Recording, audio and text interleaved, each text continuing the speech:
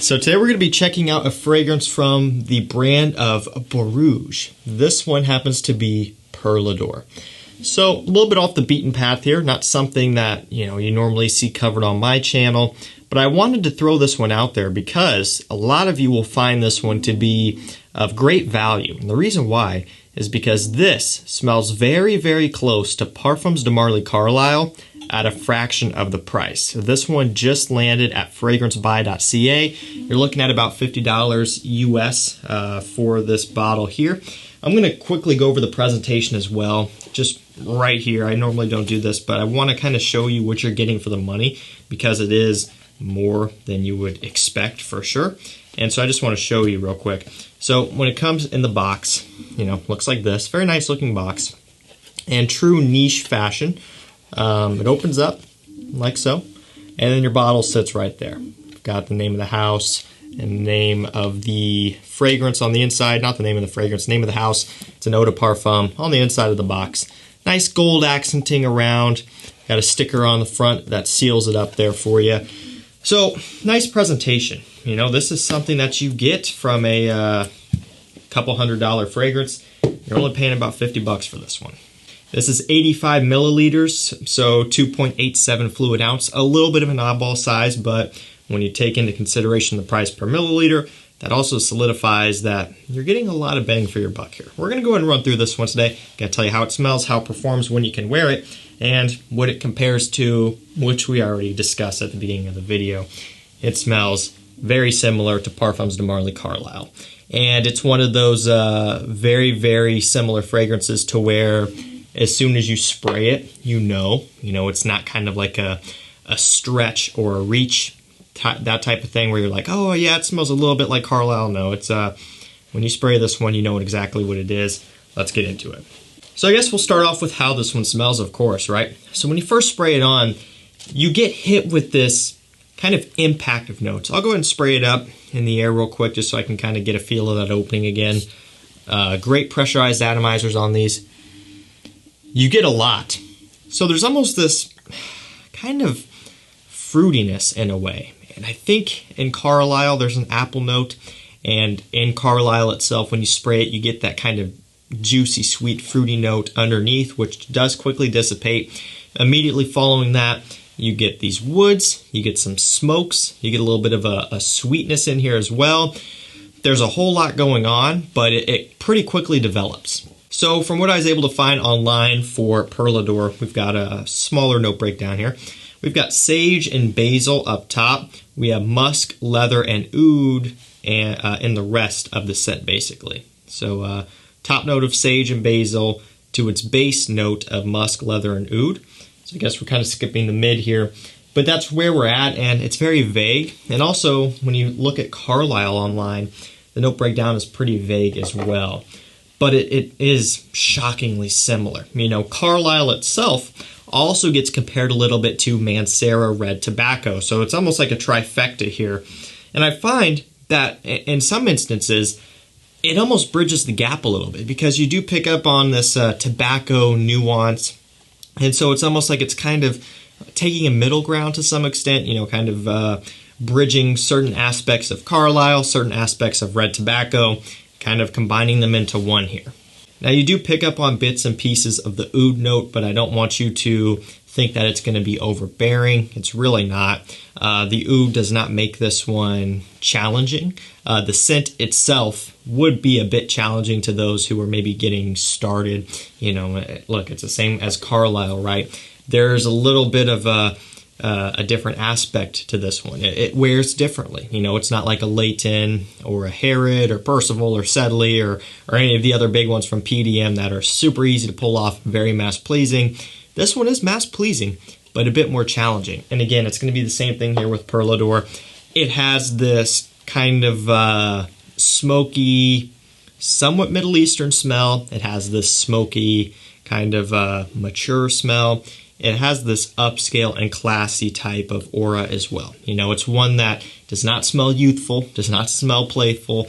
It's nothing that is like similar to what's being put out these days in terms of being a very modernized and maybe trendy or boring. This is really taking it to the next level here. This is for someone who wants a true niche experience.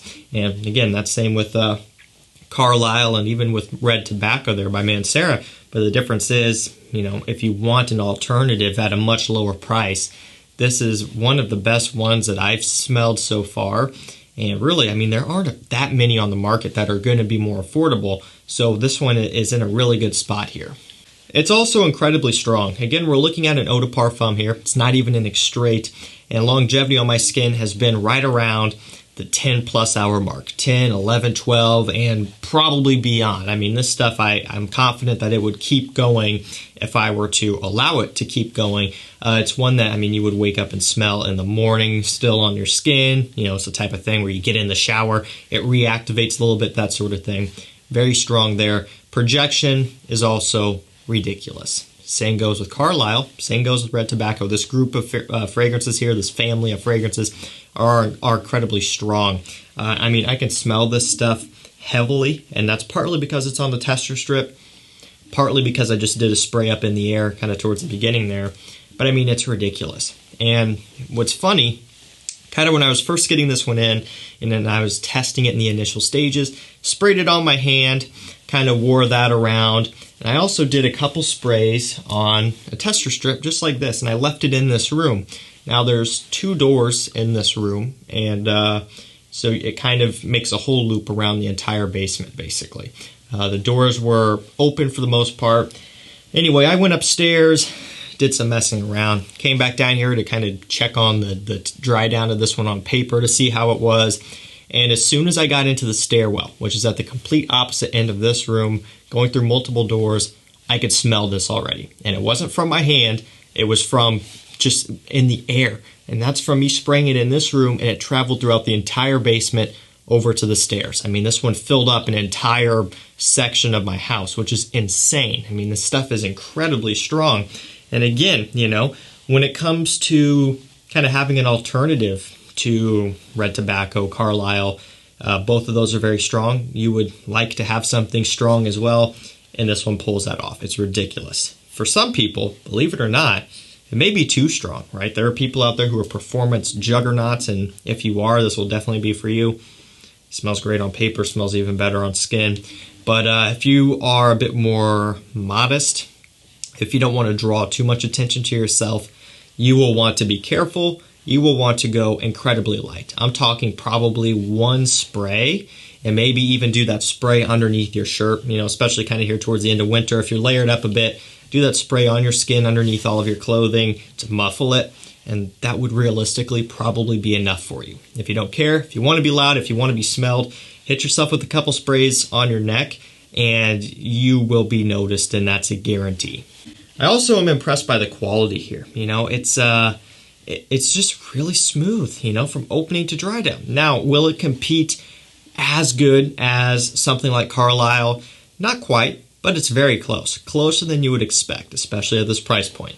So like I kind of touched on in the beginning here, this is going to be for people who like the smell of Carlisle and kind of like the smell of Red Tobacco, but you want it at an affordable price. So, it's not going to be for everybody. You want to be careful when pursuing this one because it's a bit of a challenge to some, especially if you're newer, if you're just coming from freshies. Another thing I want to say is maybe you already have Carlisle, right? You already have it. And you're like, okay, why would I need this if I have Carlisle? Well, with the price difference, if you wanted to save your Carlisle for special occasions, and perhaps you want it to daily drive this scent DNA, you could go with Perlador and do it at a much more affordable price. I know for me, in the beginning when I was first getting into Parfum de Marly, Carlisle was the more expensive one, and maybe even still is, and I was kind of hesitant. I'm like, oh, this is getting up there in price. Now, not nearly as much as some others, even at discounters, but still is getting up there.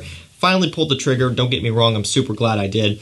But this is, it can be a tough pill to swallow. So being able to kind of get into this one at a price that's lower so you can see what it's all about is a nice jumping off point. If you decide that you really like the scent and maybe you want to invest in the real thing, the true niche experience from where it originated from, so to speak, then you could go that direction. But this is a really great place to start without spending a bunch of money.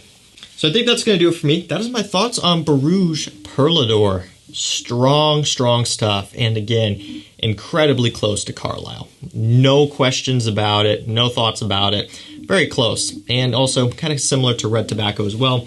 Almost like a mix between the two. Like the presentation, press fit cap, but it does have a nice, tight tolerance to it. So you can pick it up by the cap.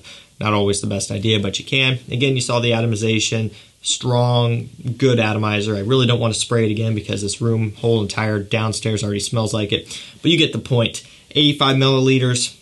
Oddball sizing, but still for the price, hard to beat. It's impressive. So that's going to do it for me. Let me know your thoughts on Carlisle, and let me know if you're interested in picking this one up. I will link it down below to Fragrance By. Again, they shot me an email and they're like, yo, we know you love Carlisle. We just got this in and we're floored by it. And they were like, do you want to check it out? And I'm like, of course I do. And so I checked it out, and yeah, they weren't kidding here. That's going to do it for me. Thank you so much for watching. Stay safe, stay healthy, and we'll see you tomorrow with another one. Take care.